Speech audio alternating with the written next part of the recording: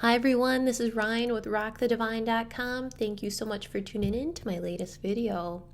This might be the only video I do for a little while. I have gotten very busy in my business, which is wonderful, magical, and a little bit overwhelming. So anyway, I thought I'd hurry up, get a video out with everyone that sent their questions in, and we'll hopefully have another one very soon. I also want to thank everyone who asked questions, and I love answering them. I wanted to say that for some questions, I'm able to quickly answer them on my YouTube channel, and I try to get to as many as possible. Other ones that I feel will really benefit the masses, I save and try to do in these videos that you're watching. Now, for some people, I can't answer certain questions if they're very personal and they require my psychic abilities to look into, which means I have to go into a meditative state. I have to set aside time and really look into everything to be able to answer you. And I know some people might be a little confused, like, well, aren't these all personal questions because they're things happening to me, and that's why I'm asking you. So let me explain the difference.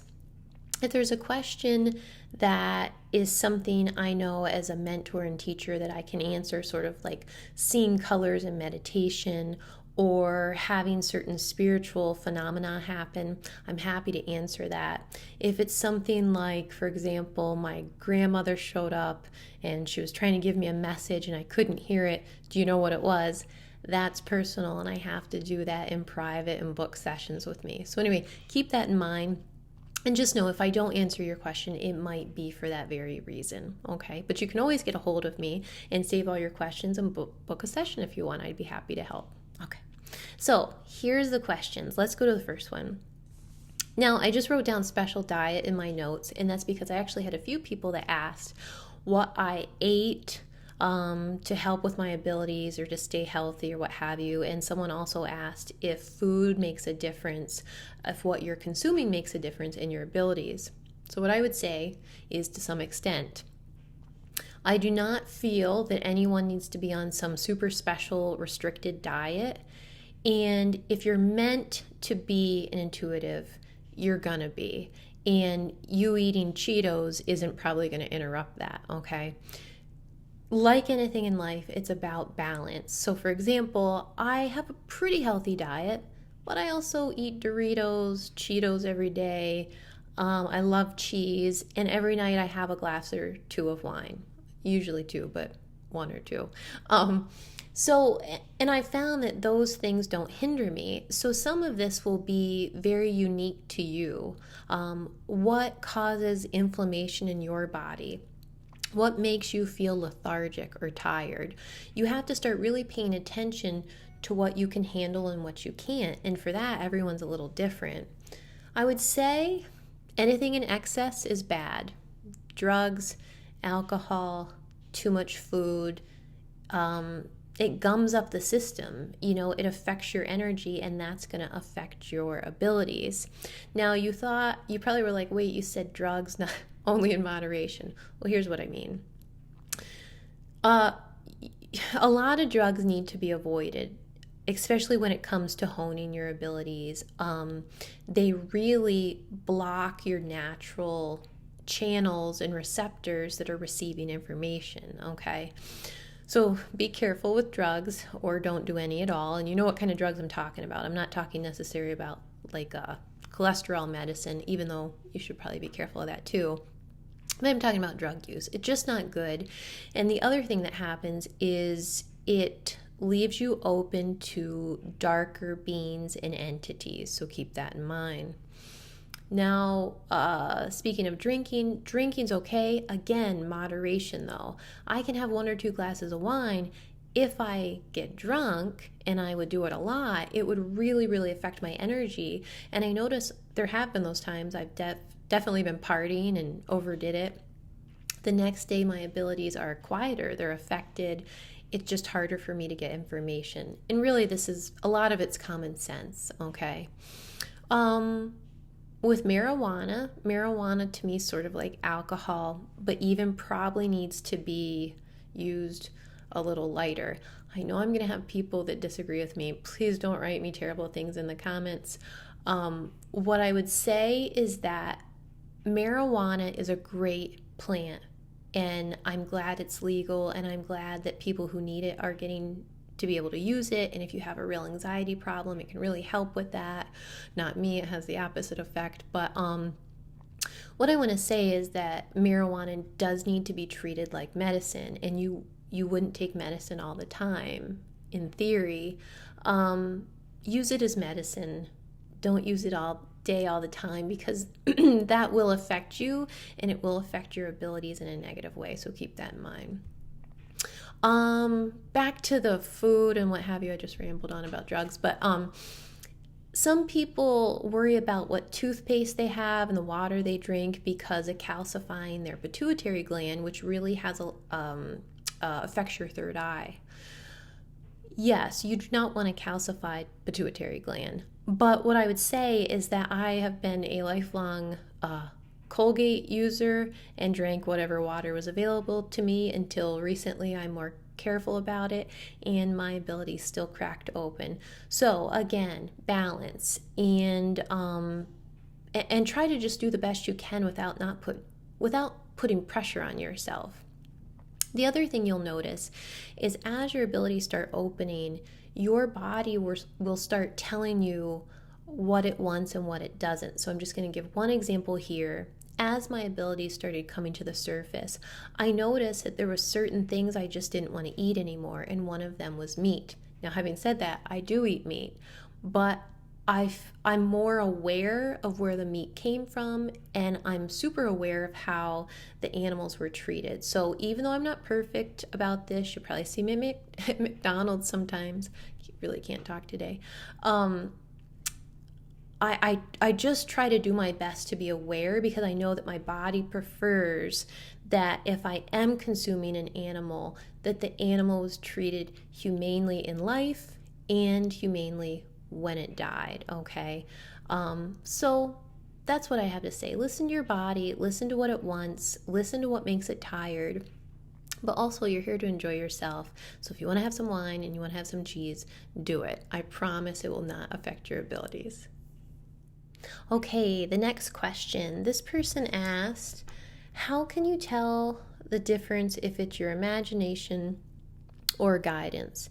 And what I would say first is, once you start practicing, it just simply takes practice. That's not something, even now, even though I've gotten really good at this, I still have moments where I have to sort of stop and go, wait, is that me? So keep that in mind. It doesn't happen overnight. It's an ability that will take time to know the difference, because a lot of psychic abilities, as information comes in, it's subtle. And that's what a lot of people don't understand that have never had any of this happen, is that there are those rare exceptions where things are like, bam, right in your face, or bam, you hear something. But most times it's real subtle.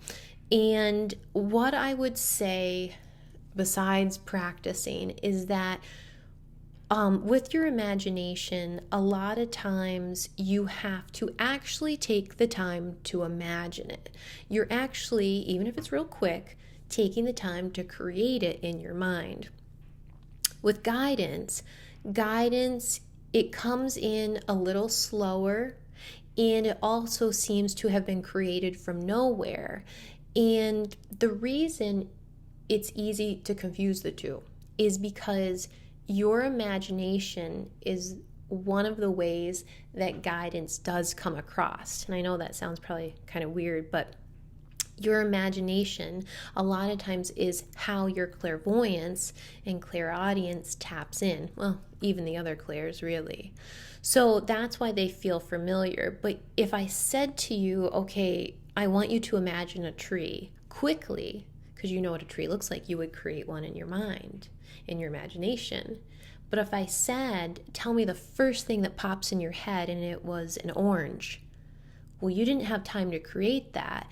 And that's exactly how the information comes in, mostly with clairvoyance. Now, with clairaudience, a lot of times what will happen is that your ego Your brain is kind of loud and up to the front, and it speaks as I.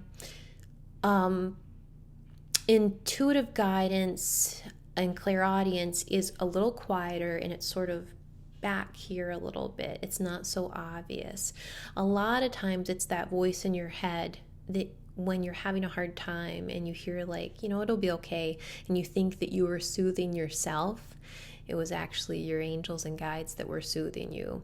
So keep practicing and test yourself. You can always say when the phone's ringing, for example, who is this? First person that comes to mind, whatever you hear, your first thought. And if it's right, you'll go, oh, and you start to get used to how that felt, how that information came in. The beauty of getting it wrong is then you know how wrong information sounds and how wrong information comes in. So getting it wrong is not a bad thing. You got to get it wrong to get it right. But keep practicing with whatever you're doing. Test yourself, read stuff online, and just practice, and slowly you will learn how things come across to you, and you will be able to start separating them from your imagination. Okay, the next question. Someone had mentioned that their pendulum wasn't moving, and I do have a video, one of my earlier videos, where I go over pendulums, how they work, and little things that can happen. What I'll say quickly to this is that there's a few reasons your pendulum might not be moving. It could be that you're not meant to know the answer. That's usually the most common reason. A lot of times, we think with intuitives or pendulums or receiving answers that we're just supposed to know. We're asking, so what is it? The truth is, some stuff you're not meant to know, at least not at this time. So if your pendulum's hesitating, that could be the reason. It could also be because what you asked, the answer isn't a yes or no. It could be a maybe, or it could have many factors at play, and so it can't go one way or the other because the answer is just not a yes or no. It's not a definite. So think about that. The other thing can be is that your pendulum needs cleared. It does collect energy. It does collect icky things sometimes, and you can sage it. You can call in your angels or guides to clear it. And in severe cases, you can have where a pendulum just quits working altogether. Sometimes the reason for this is that it has been exposed. That's what my spirit guides told me. I had one that had this happen to. It got exposed with icky stuff, and basically my clearing just wouldn't work for it. The pendulum was kaput, so I had to put it to bed. I wasn't able, and still am not able to use it. And at this point, I just hang on to it because it was my first pendulum, and I like it, like my friend or something. The other thing can be if you have strong intuitive abilities and maybe you're not aware of it or you haven't really honed in on them, eventually if your spirit team feels that you are not progressing and you're relying on the pendulum, they'll take the pendulum away from you basically, and I've had this happen too. So keep that in mind. Try to clear it. Try to call on the angels to clear it. Ask that only angels of the highest vibration are answering through it. And you can also say spirit guides of the highest vibration. I just personally, in this situation, have always asked for angels, but either's fine, really.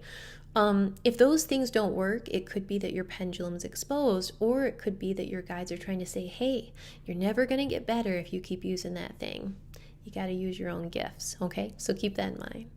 Okay, the next question. This person said sometimes in meditation they get lightheaded and queasy, and they were wondering why. So there's a few reasons for that. We are a spirit inside of a body, okay? And at night our spirit goes up our spirit channel and travels and goes all kinds of places and does all kinds of things, and it stays connected to you with a silver cord, and that cord is not cut until you die, and then it's cut, and then you never re-enter your body again, okay? So what happens is that when you meditate, sometimes your spirit starts to go up the column, okay?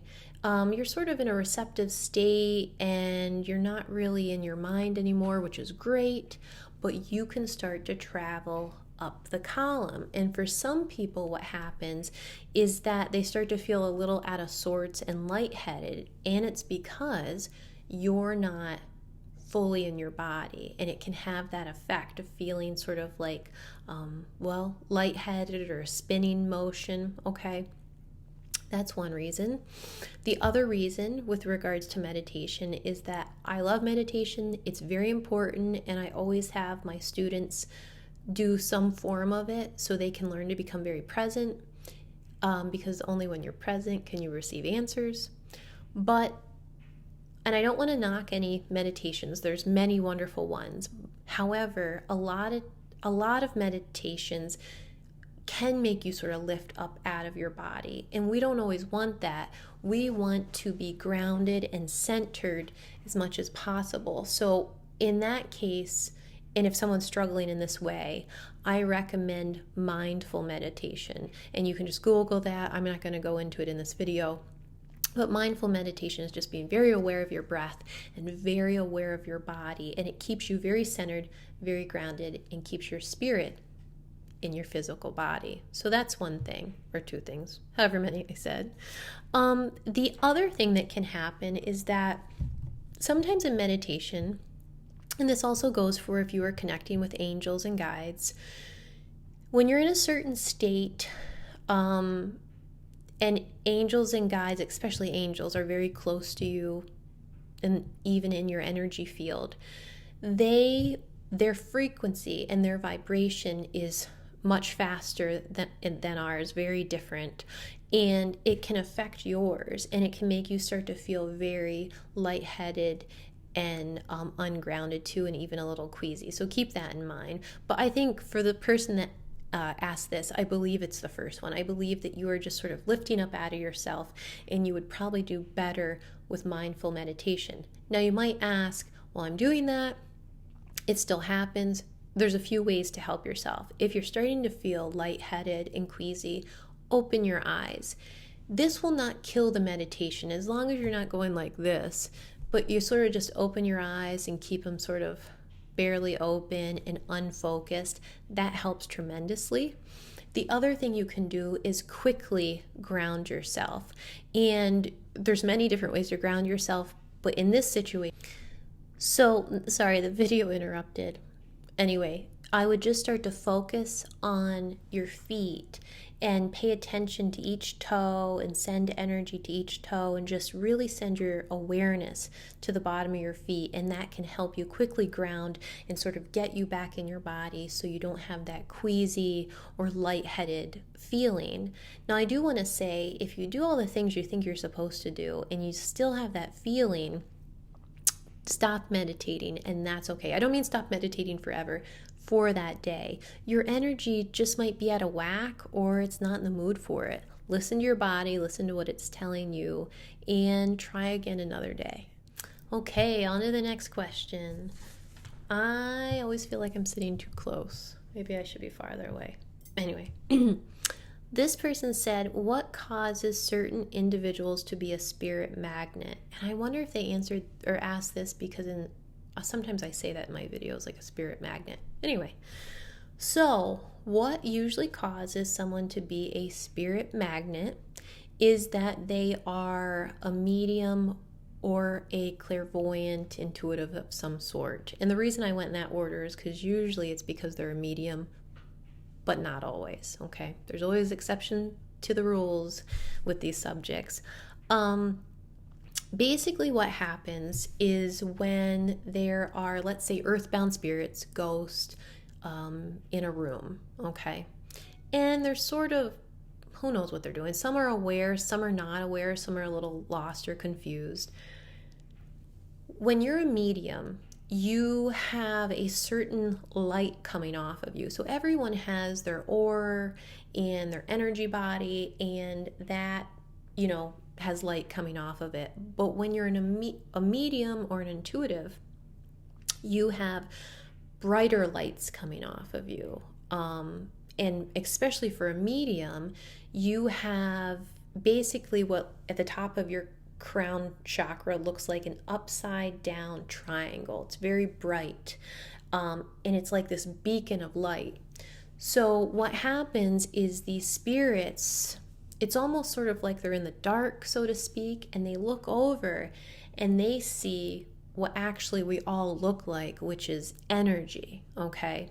And they see this huge light going boom, and they're like, what's that? That can happen, and that's why they're drawn to you. The other thing is, for some of them, their awareness is such that they know that you can see them because of that light. And they think, aha, I got someone who's going to see me, who's going to pay attention to me. I'm going over to them. You can imagine, and I'm making assumptions here, but that no one sees these spirits all day long and they just go about their business. Well, some want to be acknowledged, good and for good reasons or bad reasons, I'm assuming. And as soon as they know that you can see them, they will head over to you, okay? This isn't just for earthbound spirits, though. Spirits of all kinds, from all different dimensions, can see that light coming out of your head and will sort of make their way over to you. And that's why for people who, like me, I found out later in life that I was a medium, but my entire life I always was the person that saw the ghost or had the strange ghostly thing happen. And if we went to a haunted place, something always happened to me. Well, now I know it was because the spirit or spirits would see my light and go, haha, she can see us. She's aware of this. We're going over to her. So that's the reason that that you'd be a spirit magnet. They can see that you have a pretty good chance of seeing them because of your special lights that you got going on. Sort of walking around like a Christmas tree. And for the last question, this person was seeing a bright light sort of coming out of their forehead in meditation, and I think it scared him a little bit. Let me tell you what, don't be scared at all. I answered this for them, but I thought I'd tell everyone because this is very common. When your abilities are opening, and especially your third eye, your clairvoyance, what is common to happen in meditation is that, your eyes are closed, you're meditating, and it's dark because you're looking at the inside of your eyelids, and then all of a sudden you'll see this bright light sort of up here, and you open your eyes and it's not there, and you close your eyes, it's there again. So in your eyes, you actually look up with your eyes closed, which hurt your eyeballs a little bit, and it gets real bright and you're like, oh my God, what is that? That is your third eye that you're looking at in all its glory. It's usually very bright, and the more your third eye opens, the brighter it gets. For me at this point, if I'm meditating and I try to look up, and sometimes I just do for fun, look up inside my eyelids, if that makes sense, it's blinding. And that happened even early on in my gifts before I was aware of what was going on. It sort of almost sparkles like a diamond, so to speak. It's just really bright.